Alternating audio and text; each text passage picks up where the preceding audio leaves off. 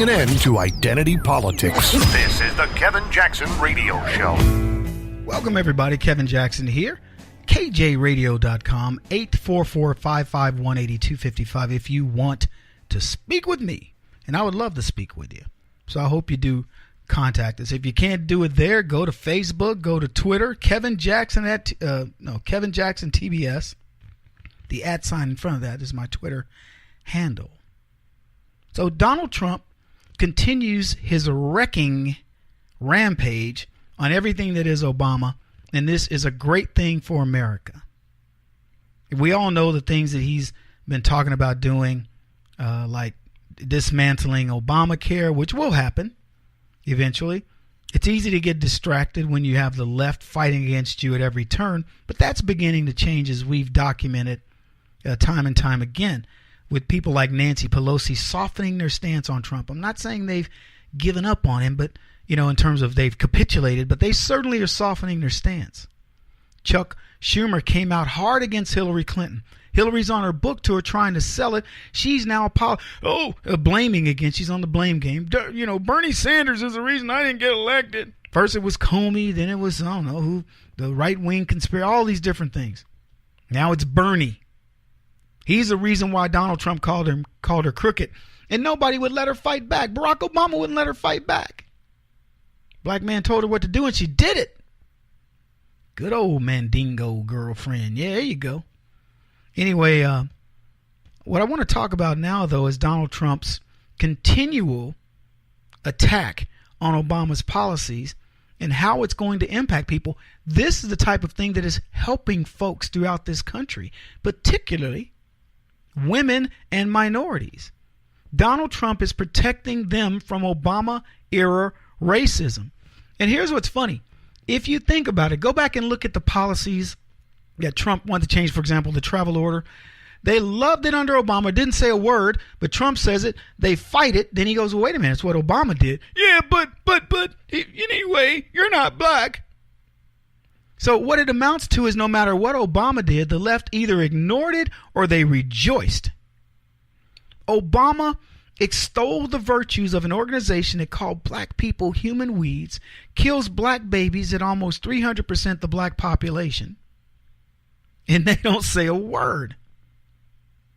He eulogized a Klansman, Robert Byrd.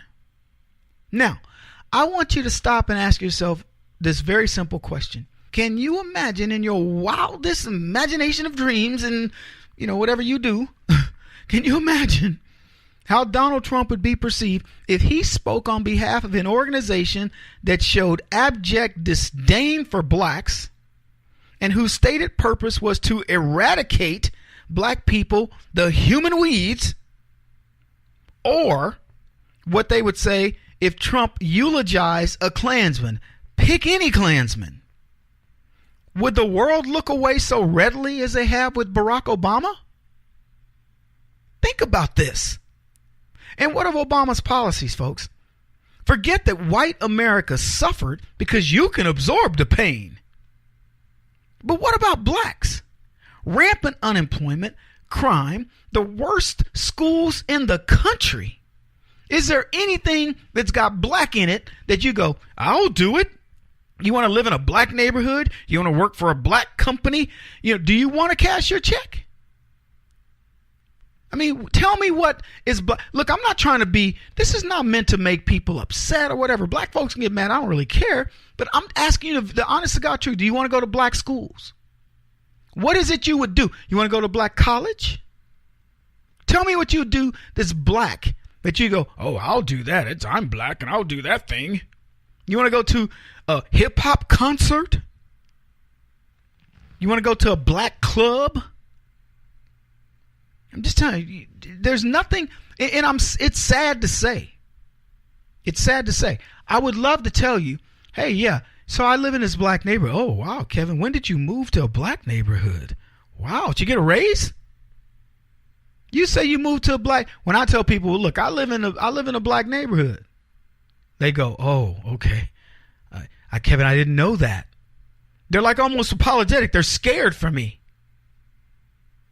I'm just telling you, folks. The idea If President Trump had Obama's record, the left would swear that he was intentionally hurting black people. But does anybody think that President Trump would be allowed to brag about 16.7 million more people being on welfare as it was at one point during Obama's administration? They bragged about this to the UN.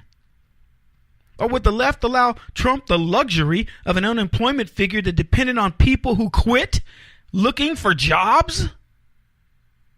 Look at Donald Trump. All those people that quit looking for jobs and he's bragging about his unemployment. That's not the real unemployment. I mean, can you imagine? We were saying it because it was legit. And for the record, I say it under Trump. I still want real unemployment numbers. Oh, it's 4.4%. No, it isn't. It's still looked at the same way. Are more people looking and finding jobs? Yeah. Has Trump turned it around? Sure he has. But I want the real number. I want Trump to have the you-know-what to say, you know what, folks? We're no longer going to look at unemployment the way Obama looked at it. We're going to look at it the right way. Anyway, the left readily, folks, dismiss Obama's record because he's black. Obama crushed America. More specifically, he crushed those he claimed to help the most. With the exception of Muslims and the LGBT, and you've heard me say this, in their social causes, Obama helped nobody else. And he was particularly cruel to women and blacks. And thankfully, Trump came to the rescue. And you're going, Kevin, what are you talking about? Speak up, black man. I'm about to. Trump put a stop to an Obama-era rule that would have hurt the wage and employment prospects of all workers. But it would have particularly harmed women and minorities the most. And the rule would have required companies with 100 or more workers to report detailed salary information to government bureaucrats, get this, by sex, race, job category, and other factors. So let me tell you where we're headed. We're going to be talking about transsexuals and which type of transsexual you are. We're going to be talking about how much black, whatever. And none of this was going to do anything to help companies. It was a bureaucratic layer that hurt companies in their hiring.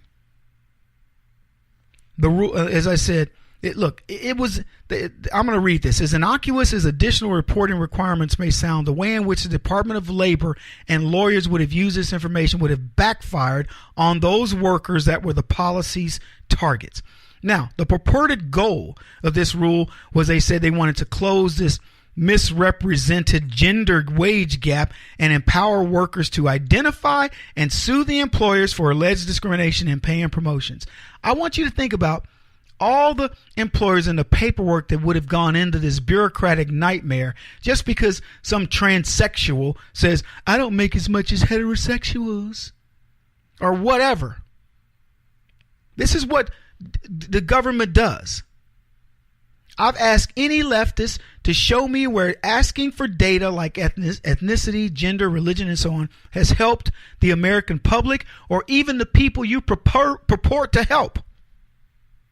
Data like that is used for one purpose and one purpose only by this leftist government: to marginalize various groups of people, to make them feel substandard, because once you know that Johnny negotiated 7 cents more an hour than you, well, then it has to be the employer's fault. It can't be yours. This is a tactic used by the left, folks. They excel at divide and conquer. This data is the very reason America finds itself in massive debt and running huge deficits. I talk about this in every book I've ever written, that you are being pimped with this kind of stuff. They say the Department of Labor was planning to use information obtained in response to the ruling to police employers who raised red flags in the agency's data files for an unequal distribution in their employment and pay scales based on gender and race. There are many factors that employers use to figure out how they're going to compensate people. Many factors. And it has zero to do with gender and race. It has to do with how is that employee going to benefit me the most or the least or whatever. And those factors should be considered if you want to be, smart about hiring in your business. They said at the time that it was proposed, this rule in January 2016, the chairman of the EEOC, Jenny Yang, explained to the New York Times, "We will be using the information that we're collecting as a one piece of information that can inform our investigations against employers. Large government contractors are already subject to these rules, and you get a glimpse of what others could have expected if the rule had gone into effect. The Department of Labor has sued several tech companies, including Google and Oracle, for alleged gender discrimination in pay. And I've written extensively on this subject, and I can tell you this, it never works." He won't stop until he's the top-rated radio talk show host in America. What kind of weird competitive freak are you? This is the Kevin Jackson Radio Show.